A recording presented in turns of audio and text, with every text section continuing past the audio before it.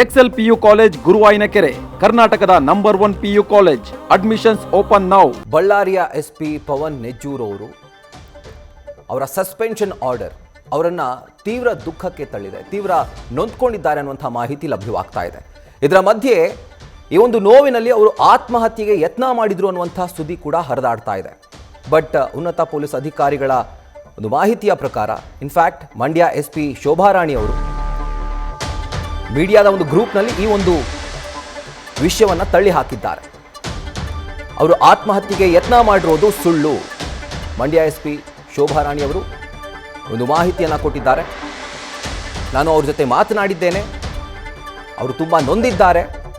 ಈಗ ಸದ್ಯಕ್ಕೆ ಸ್ನೇಹಿತನ ಫಾರ್ಮ್ ಹೌಸ್ನಲ್ಲಿ ತುಮಕೂರಿನಲ್ಲಿ ಅವರಿದ್ದಾರೆ.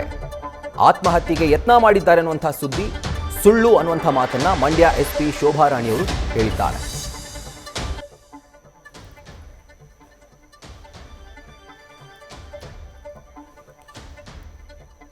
ಈಗ ಖುದ್ದಾಗಿ ಮಾತನಾಡೋದಕ್ಕೆ ಮಂಡ್ಯ ಎಸ್ಪಿ ಶೋಭಾರಾಣಿ ಅವರಿದ್ದಾರೆ. ಮೇಡಮ್ ನಮಸ್ತೆ. ನಮಸ್ತೆ ಮೇಡಮ್, ಆ್ಯಕ್ಚುಲಿ ಈಗ ಒಂದು ಸುದ್ದಿ ಬಂತು ದಟ್ ಆತ್ಮಹತ್ಯೆಗೆ ಯತ್ನ ಮಾಡಿದ್ದಾರೆ ಅಂತ ಹೇಳಿ. ಇಲ್ಲ, ಅದು ಸುದ್ದಿ, ಅದು ವದಂತಿ ಇದೆ. ಅದು ಅವ್ರು ಚೆನ್ನಾಗಿದ್ದಾರೆ. ಓಕೆ.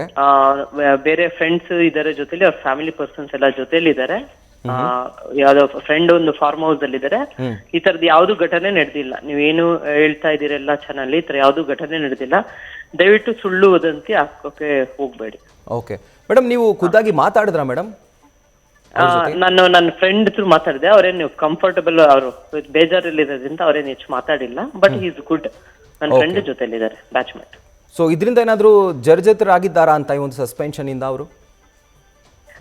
ನಾನು ಅದ್ರ ಬಗ್ಗೆ ನಾನೇನು ವಿಚಾರ ಮಾಡ್ಲಿಕ್ಕೆ ಆಗಲ್ಲ ಈ ಸಮಯದಲ್ಲಿ. But he is good. ಈ ತರ ಯಾವ್ದು ಇನ್ಸಿಡೆಂಟ್ ನಡೆದಿಲ್ಲ, ಅಷ್ಟೇ ಕ್ಲಾರಿಟಿ ಕೊಡ್ತೀನಿ ಅಷ್ಟೇ. Okay okay right ma'am, thank you so much ma'am News First ಜೊತೆ ಮಾತಾಡಿದ್ದಕ್ಕೆ.